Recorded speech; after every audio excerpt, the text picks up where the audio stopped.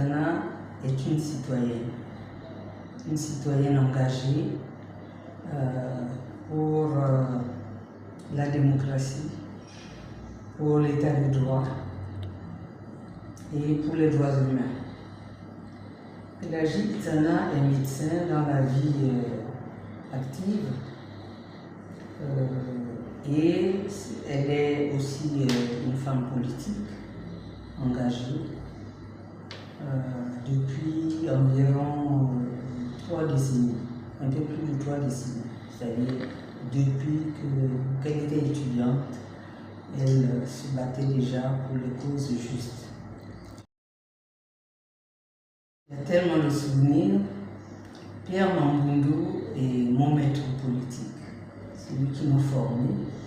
Et si je suis devenue une femme politique, c'est grâce à sa formation, à ses enseignements, à son combat. Effectivement, si on veut parler de Pierre Mambundu, on ne peut pas parler de Pierre Mambundu sans associer à Pierre Mambundu le combat pour la libération du pays. Parce qu'il s'est toujours battu pour que ce pays retrouve un fonctionnement normal. Et on l'a vu lorsqu'il défendait le dossier des privatisations. Privatisation de la SOG, privatisation de Gabon Télécom et la dissolution d'Air. Parce que pour Pierre Mambundu, c'était des sociétés de souveraineté nationale qui se portaient bien. Et il n'était pas question qu'on les privatise. Et aujourd'hui, nous avons les conséquences justement de cette privatisation à la limite, à la USAID. Parce qu'on ne nous a jamais fait le point, le bilan. Qu'est-ce qui avait poussé l'État gabonais à privatiser une société telle que la SOG? Et les différents repreneurs n'ont jamais rempli le cahier de charge. Gabon Télécom, c'est la même chose. Comment voulez-vous comprendre que les communications d'un pays soient gérées par un autre pays? Parce que c'est ça la réalité. Et Pierre Mambundu s'est toujours battu pour la transparence électorale. Et je pense que c'est ce qui lui a coûté la vie, la transparence électorale. Et ça sonne à nos oreilles, à notre mémoire comme un testament. Parce qu'il avait, en 2006, réussi à proposer la biométrie, l'application de la biométrie dans le processus électoral, justement pour éviter tous les dérapages que nous connaissons après toutes les campagnes électorales. Et je pense que nous sommes en plein toujours dans ce combat.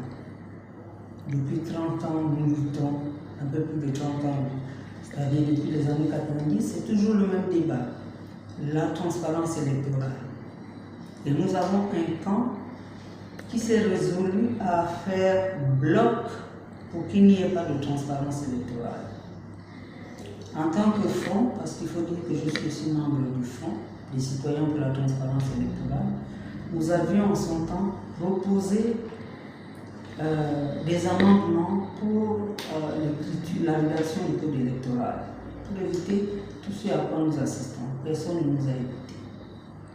Aujourd'hui, on a réouvert les inscriptions alors qu'ils auraient eu le temps. Ils auraient pris le temps de prendre en compte nos recommandations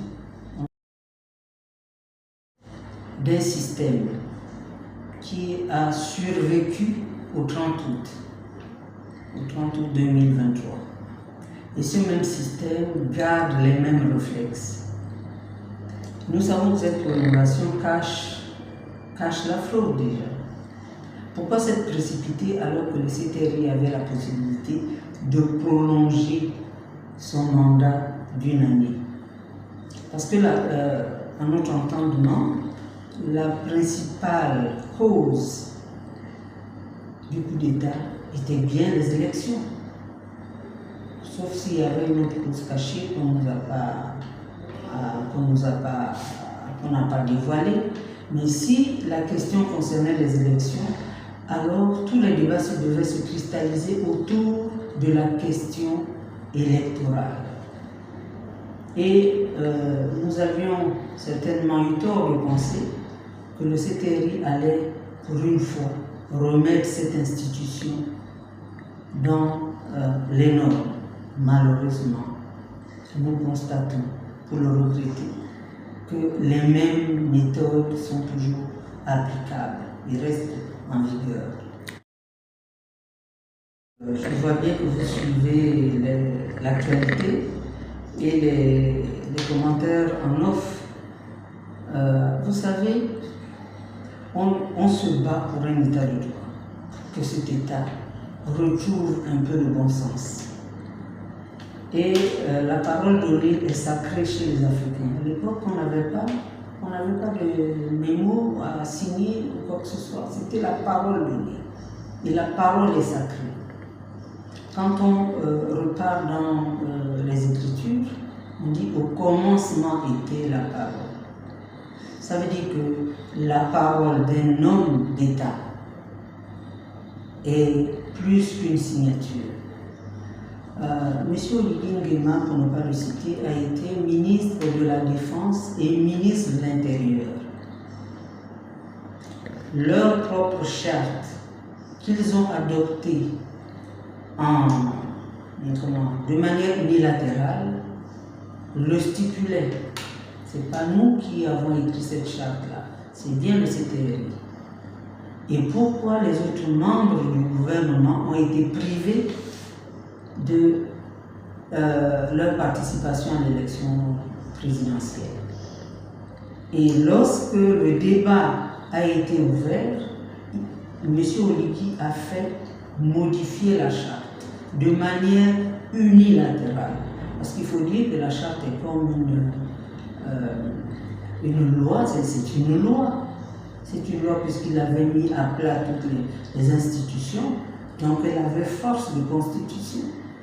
Et il a fait modifier cette loi juste pour se mettre à l'abri parce qu'il voulait être président.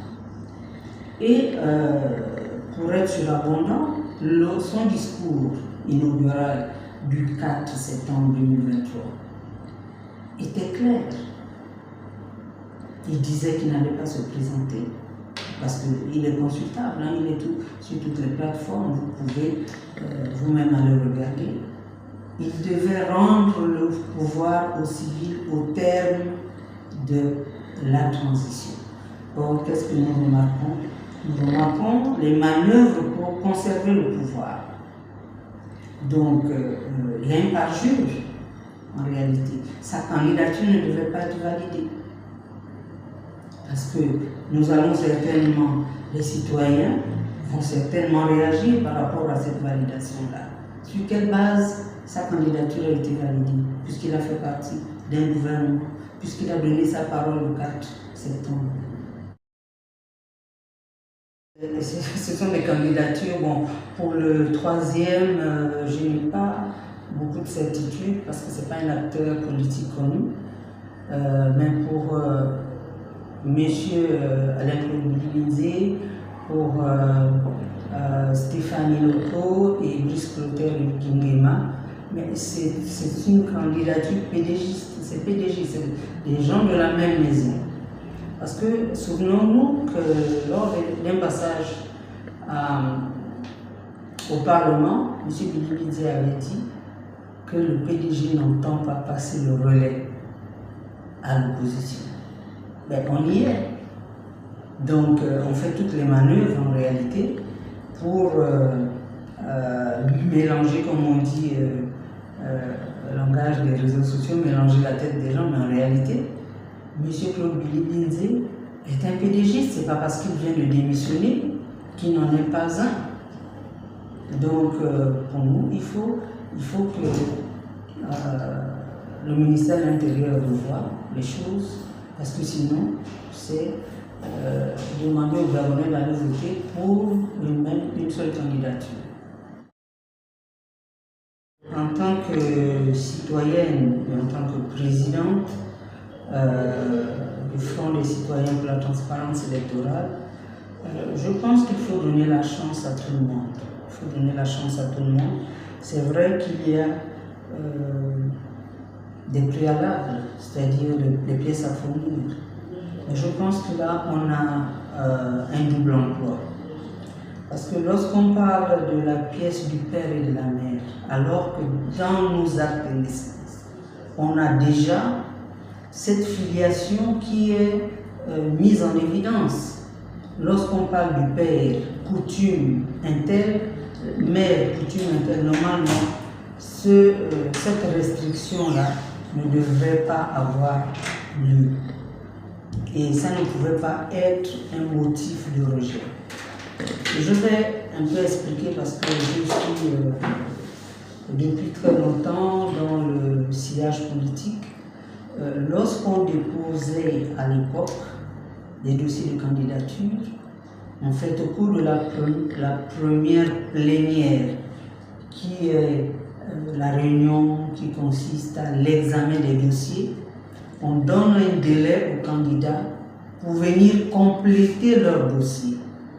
Cela se fait un peu partout, même pour des examens. Mais là, il y a une curiosité un peu qui me chiffonne. C'est celle de découvrir que lorsqu'on a déposé le dossier, on n'a même pas un état de grâce et on vous oriente tout de suite à la Cour constitutionnelle, qui est quand même une juridiction qui juge en dernier ressort. C'est un message certainement qu'on veut lancer au peuple gabonais, mais cette façon de fonctionner n'est pas du tout démocratique. On aurait dû laisser aux candidats la possibilité d'aller compléter leur dossier devant l'autorité qui organise les élections. Ça se passe partout comme ça. Mais c'est quand même une curiosité. Quand on dit on veut améliorer les institutions, ce n'est pas essayer de barrer la route aux autres. Ça, c'est injuste.